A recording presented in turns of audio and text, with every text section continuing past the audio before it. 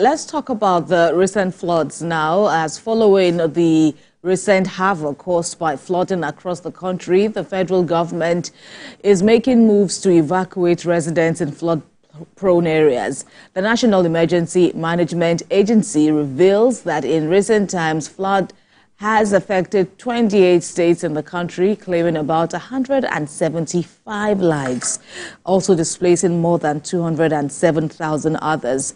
Recall that the Nigerian Meteorological Agency had warned that the heavy rains may cause serious damage if steps aren't taken to mitigate against it. The Director General of the federal agency, Zubaida Umar, also revealed that the agency has activated the National Emergency Operations Center following the recent cases. Joining us via Zoom now from Ogun State is Executive Director of the Red Evelyn Development Initiative, Philip Japo. Thanks for joining us again on TVC Breakfast. Let's begin with your thoughts on these flood incidents that we see and how proactive are these measures government is taking? Okay, good morning again. I think my analysis of the report, which we see almost all the headlines are saying federal government wants to swing into action. My analysis is quite different because if you read those reports, the level of interventions that we read there are things that some states promised to do. So it's not directly, because here, for instance, evacuations, people are going to be evacuated. It's not across all the states that you see similar planned response. Apart from Adamawa State, for instance, we said it has set up IDP camp, and Kogi, which says it has activated 42 camps. Other interventions, other states are just telling us things that ultimately are supposed to be long-term plans. Jigawa, for instance, is talking about planting 5.5 million trees. Are you going to plant those trees today and they grow today? So I disagree totally with the headlines that the federal government wants to evacuate. That is not the reality. It is what the reports talk about essentially are state-level planned interventions. And those interventions are not sufficient. Anambra, for instance, is saying that they are going to open camps. So, camps for displaced persons. So you can see that is not actually a proactive response. I think it has received some palliatives from the federal government, out of which the states, that's Anambra, is keeping 24,000 bags for people who are going to be displaced. That's not a very, very realistic plan. These are states that have collected ecological funds that and the billions. What have they used it for? So telling us that they are going to, those are not realistic things. These things are a little too late because the flooding is already happening. Sokoto, we've seen hectares of rice and that paddy rice and maize underwater already. Other states of the north is already happening. So I find it very, very funny that the headlines are saying the federal government is going to evacuate. It's not what the reports actually convey. Well, so in some of the states that are assessed, almost all the states though, including Ogun, Rivers, Imo, Lagos, Ekiti, Edo, Kwara, and then there is a newspaper report here, Platform Times, saying Lagos, Ogun, 4 other southwest states shared 4.03 billion naira ecological funds in 6 months. So this is something, and then we need to begin to ask questions. Where did this money go? Just like you said, you made reference to ecological funds. How do you see us, channeling this monies, these funds towards helping people better in the life? Because flooding, as has been observed, is a perennial problem in Nigeria. We're probably likely going to come back here next year or just a few months to come to talk about the same subject matter. Well, let me escalate what you have just said a bit. Between 2017 and 2023 or so, each of these states across the federation have collected about 300 billion. That's the report. About 300 billion in ecological funds. So like you have asked, the question is, what have they used it for? There are things that they are supposed to do, and what you are hearing now is we plan to, and obviously these monies were used for other purposes. So it means the states have not prioritized, flooding. And one thing is very evident, because I think the other day the chief of staff to the president, Femi Gbajabiamila, visited NEMA, and I think it starts from that level. And one of the things he mentioned, and rightly so, even though we want to give it to NEMA, that the early warning system has improved, is that NEMA has two major responsibilities, which is prevention and mitigation, of disasters and disasters of this nature. And one of the things he said was that the NEMA will seem to be concentrating so much on mitigation, which is after the effect. The rains are flooded everywhere, people are displaced, and then jump into the fray. And I think the NEMA DG was saying something about distribution of rice, to affected persons. That's not what we should be hearing. Distribution of rice. That agency should not be tasked with that kind of responsibility. What we should be hearing that agency talk about is that they have bought choppers, to be able to reach remote locations in the country where people are flooded, where people are cut off due to flooding, that they have speed boats, that they have worked with the states to ensure that they have permanent shelters, not these ad hoc measures that we are seeing, permanent shelters which they can continue to upgrade, because the flooding has become a perennial thing. So that is what we should be hearing NEMA see, rather than tell us that between this year and that year they distributed rice. So that's why nothing positive seems to happen, because the state responses are more reactive, and the reaction is more distributing food stores, half of which will disappear. That is not what we should be hearing. We should learn from countries of the world where you have this kind of incidents, and I always use the United States as an example, where you have the hurricane season. Every year you see that you have men on ground who are going around sensitizing people, telling people to get out of harm's way. And there are reports that, because a lot of people are going to evacuate, they have discussed with the hotels to ensure that, people who are going to flee from their homes, which are on the waterfront, have places to stay. And those places have been equipped with, teaching facilities so that the lives of people are not disrupted so much. That is proactive thinking. That's futuristic. It's not this distribution of rice issue that eventually all the states are talking. Anambra is talking about keeping 24,000 bags of rice, waiting for the disaster to happen. And then the bags of rice will not be shared. In 21st century Nigeria, so people who are at the end of affairs, because there's no penalty, for not doing the right thing, they get away with all these type of things that we hear. We are not hearing, for instance, the Ministry of Water Resources tell us the status of the dams. That's in Hausa Dam, which is supposed to assimilate, which Nigeria was supposed to build and assimilate water. We heard about it last year when the Senate mentioned something about the dam, but ever since we've not heard any other thing. Yeah. We are supposed to build smaller dams also to assimilate water. We are supposed to look at the diversion spillways so that these waters, even though we now look at water as a bad thing, these waters can also be diverted to wetlands and used for other purposes. So these are modern ways of doing things, which these guys are not doing. And so the ecological fund is just being shared, as far as I'm concerned. Let them tell us what they are using those monies for. 300 billion between 2017 and now, and there's nothing to show.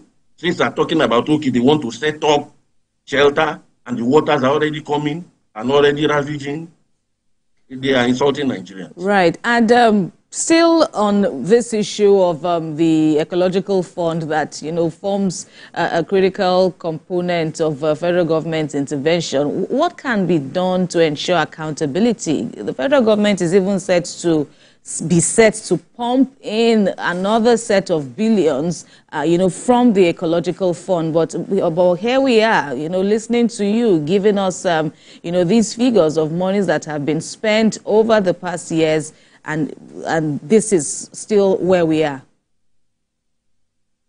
Well, the federal government that makes the money available should also set up a monitoring system. And then, of course, you have transparency groups that now have the task to start probing some of these monies. For the ecological funds, which states are getting the most? I think Kano is getting the most in terms of ecological funds. Which other state? I can't remember which is the next state. I think maybe Lagos or so. So, transparency groups, there's work to do to start asking questions. What are these monies used for? Because almost every state is talking about ecological funds or even some simple things that they can do. Building shelters, what does it take that a state will be asking for ecological funds? But the distribution of rice is never a problem. The rice just appears from nowhere and then disappears, So it's time to beam our attention on that. Then added to that, we must look at how NEMA and their state counterparts, actually work. Because for you to achieve, the level of, actions that we are looking onto, there must be synergy between the NEMA and their state counterparts. But most times you hear that NEMA will tell you that it's not their responsibility, it is the responsibility of the states to even evacuate people. And they are right, because NEMA is a federal agency. They must work with the states to do it. So what kind of relationship do we have between NEMA and SEMA? I think the chief of staff also mentioned something similar, that maybe if the states are actually putting money there, then we'll have some kind of synergy, because for now it's the federal government. And so once we hear the early warning system, which I continue to say has become very, very effective since 2012, every year we hear that this is going to happen. Ultimately, it happens.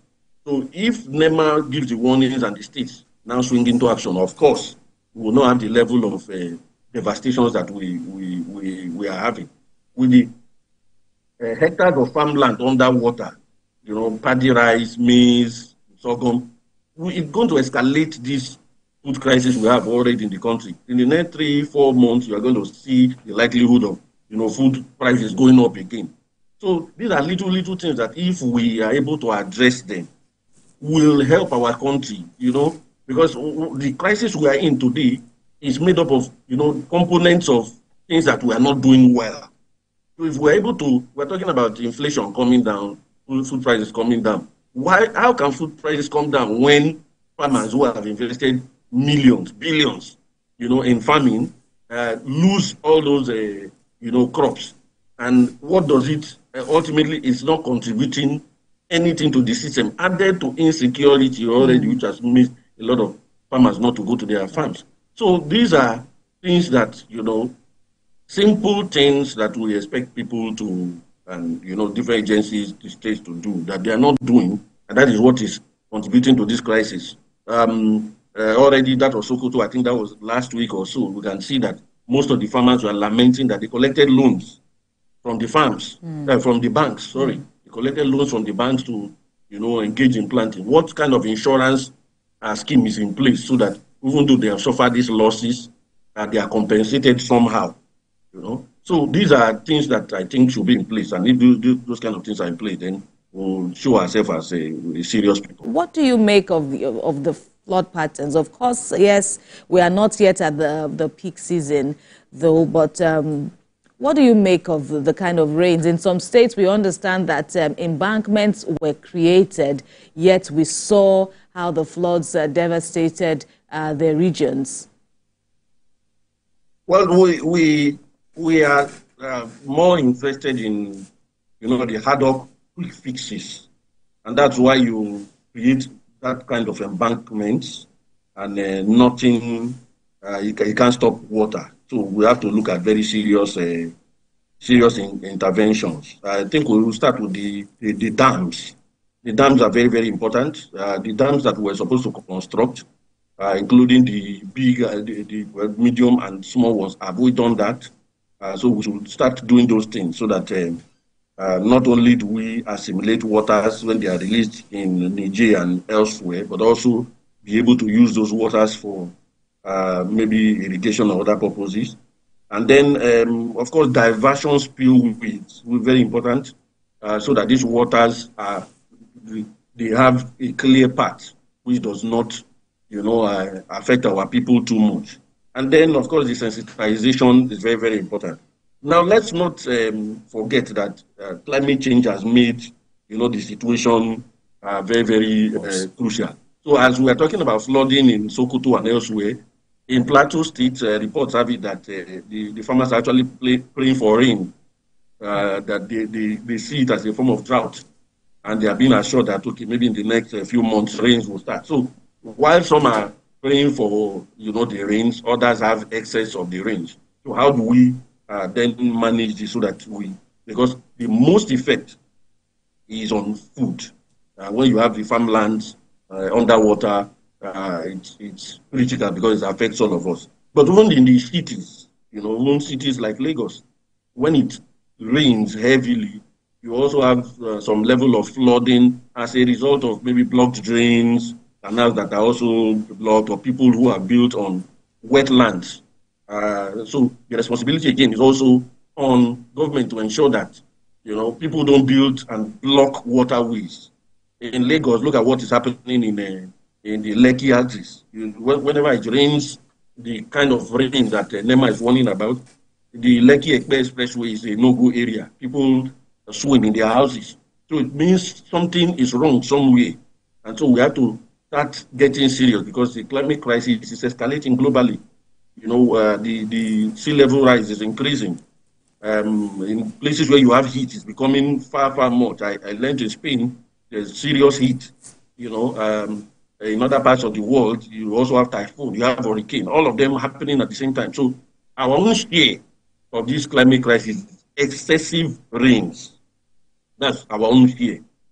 So it is the blocked drains, the flooding of farmlands has nothing to do with the climate change, if we are to say so, because if we do the right thing, we'll be able to manage, the flooding. In some parts of the world, they are praying to have this kind of rains, So it's just management. How do we manage these things? How do we do things well so that we don't throw our people into misery? Those farmers are in misery today because they spend time, energy, money to do those plantings and they're not getting their farms work.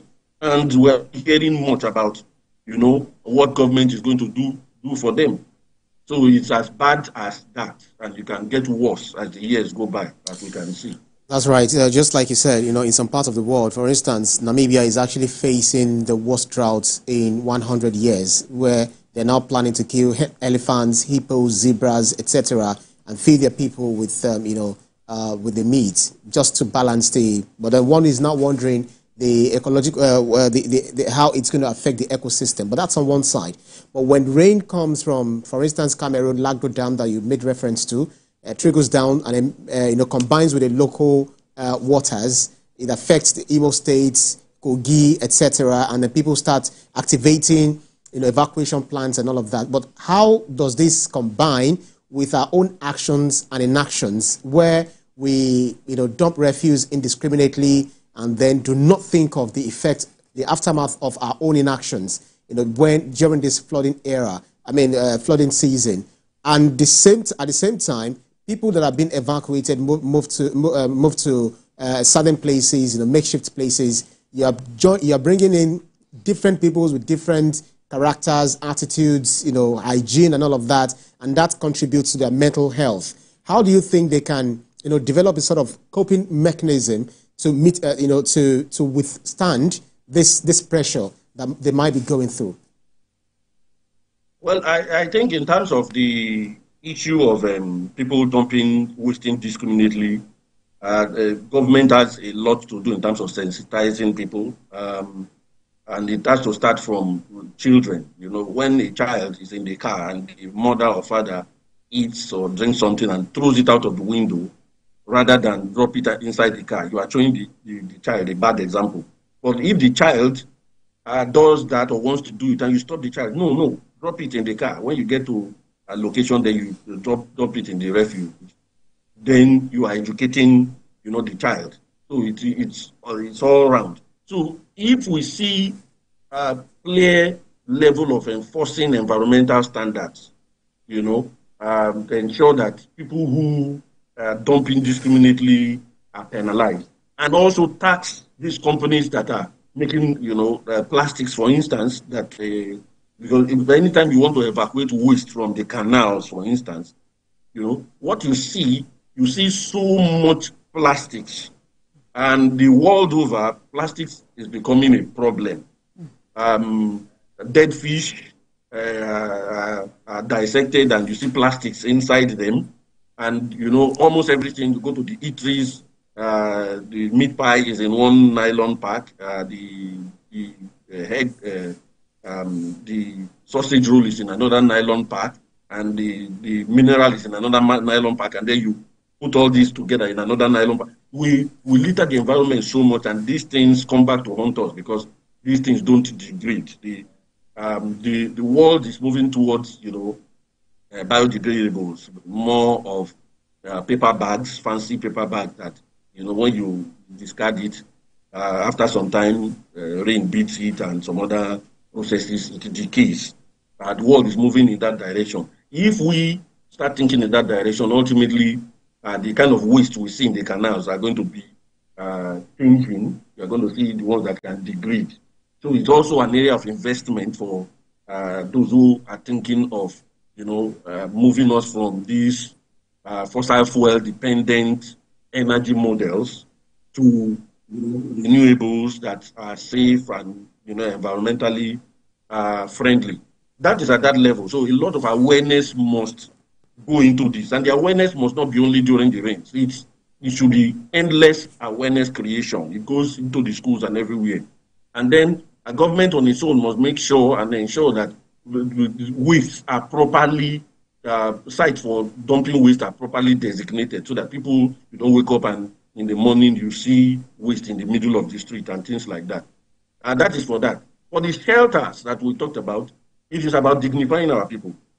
Because you just set up a center and you say people should just move there. There's nothing that dignifies our people. I use the example of US and elsewhere, where these shelters, they have food kitchen, where people can cook and eat, where people can even take their own rooms with their own families, and they have some facilities. It is about thinking about to dignify our people. It's the reason why we are not getting there, because most things we do is hard work.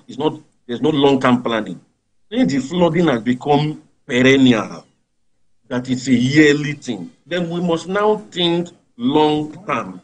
And the long-term here is that you don't need to tell us every year that you have set up shelters. Let the shelters be there permanently.